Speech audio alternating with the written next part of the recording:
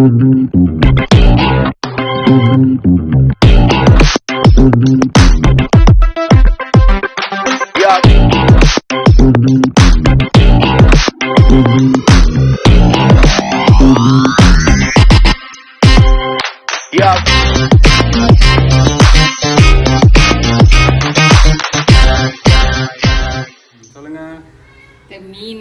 பொரியலுக்குரிய மசாலா என்னெல்லாம் சேர்க்கணும்னு சொல்கிறேன்.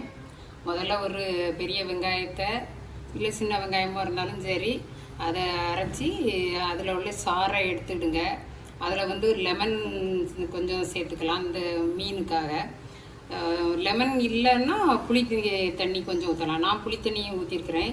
அது கொஞ்சமாக எடுத்துட்டு அப்புறம் கொஞ்சம் தேங்காய், அது வத்தல் தூள், மஞ்சள் தூள், கருவேப்பிலை இதெல்லாம் இதில் அரைச்சி பேஸ்ட்டாக வச்சுருக்கிறேன். அந்த தேங்காய் அந்த வெங்காய தண்ணியையும் இதில் ஊற்றி அரைச்சி வச்சுருக்கிறேன். அப்புறம் கொஞ்சம் இஞ்சி பூண்டு பேஸ்ட்டு, இந்த மசாலாவை இதில் மிக்ஸ் பண்ணிவிடுவோம். முதல்ல இந்த வெங்காய தண்ணி புளியும் கரைச்சி வச்சுருக்கிறேன்ல, அது புளி தண்ணி கொஞ்சம் ஊற்றிருக்கிறேன். நான் லெமன் இல்லை, அதனால் புளி தண்ணி ஊற்றிருக்கிறேன்.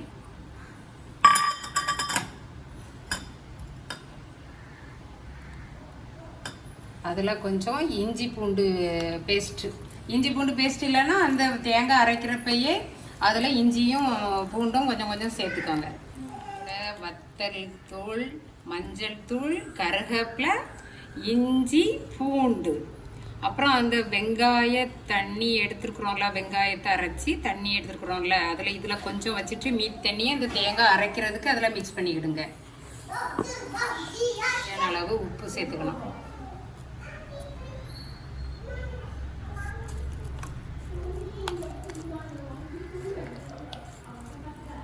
இதுதான் உங்களோட சீக்ரெட் மசாலா ரெசிபியா?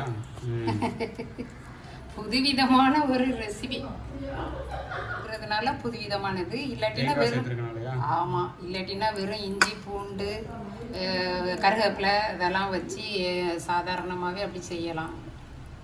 இப்போ என்ன அதுக்கப்புறம் என்ன பண்ணுறீங்க?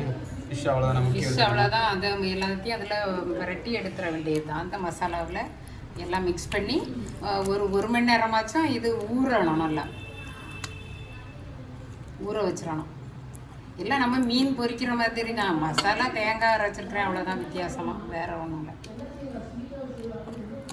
நல்லா இது சீலா மீன், வஞ்சரம் மீனுன்னு சொல்லுவாங்க, நெய் மீனுன்னு சொல்லுவாங்க. எங்கள் ஊரில் இது சீலா மீன். நல்லா முள் இல்லாத மீன், நடுவில் மட்டும்தான் முள் இருக்கும். சின்ன பிள்ளைங்களுக்கெலாம் இது சாப்பிட்றதுக்கு நல்லா வசதியாக இருக்கும், மீன் பிச்சு கொடுக்குறதுக்கு. இந்த மீன் பொரிச்சு சாப்பிட்றதுக்கு நல்லா டேஸ்ட்டாக இருக்கும்.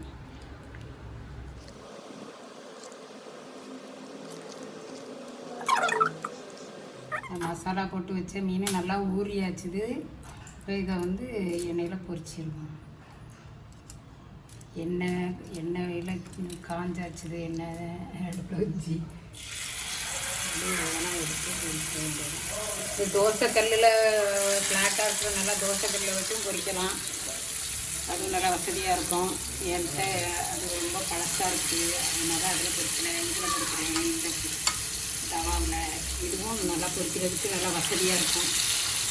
இந்த மாதிரி ஃப்ளாட்டாக இருக்கிற இதில் இந்த வஞ்சர மீனை இப்படி பொரிங்க, இதுதான் நல்லாயிருக்கும். பொரிச்சு இருக்கிறத உடையாமல் வரும்.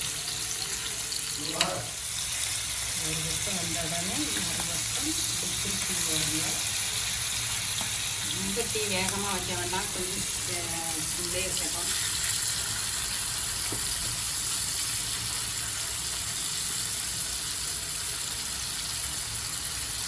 அதுக்காக டீ செய்தோம்னா எல்லாரும் வரும். எண்ணெய் செலவு மிச்சம். கொஞ்சம் இன்னும் இருந்தால் போதும்ல, எல்லாரும் படுற மாதிரி இருக்கும். என்ன போடுறீங்க? கருவேப்பிலை கொஞ்சம் வாசமாக இருக்கும்ல.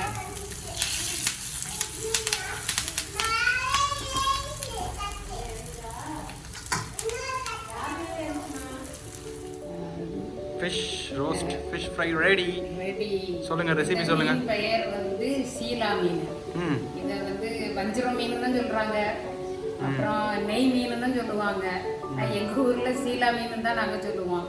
இந்த மீனை வந்து சாதாரணமாக உப்பு வத்தல் அப்படிலாம் போட்டு ஃப்ரை பண்ணுவீங்க.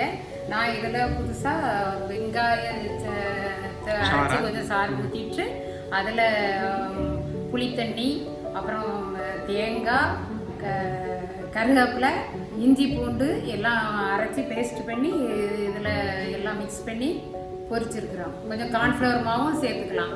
கார்ன்ஃப்ளவர் மாவு இல்லைன்னா அரிசி மாவும் சேர்த்துக்கலாம். நல்லா மீன் வந்து நல்லா பொறுன்னு இருக்கும். நல்லா வறுவல் நல்லா இருக்கும். ரோஸ்டடாக இருக்கும். நல்லா இருக்கும். உப்பு மஞ்சள் எல்லாம் சொல்லணும்ல, அதெல்லாம் எல்லாம் சேர்த்து தான் உப்பு மஞ்சள் எல்லாம் போடுறது தானே. அது எல்லாம் சேர்த்து போடுங்க. என்ன நான் வித்தியாசமாக போட்டிருக்கிறது தேங்காய் அரைச்சிருக்கிறோம், இஞ்சி பூண்டு, கருவேப்பிலை அதெல்லாம் அரைச்சி மிக்ஸ் பண்ணியிருக்கிறோம். Fish fry ready. புதுவிதமான இது வேறு மசாலாலாம் போட்டு ஒவ்வொருத்தர் செய்கிறாங்க. இது நான் எப்படி செய்திருக்கிறேன், இதே மாதிரி செய்து சாப்பிட்டு பாருங்கள். நல்லா இருக்கும். அது சிறப்பாக இருக்குது.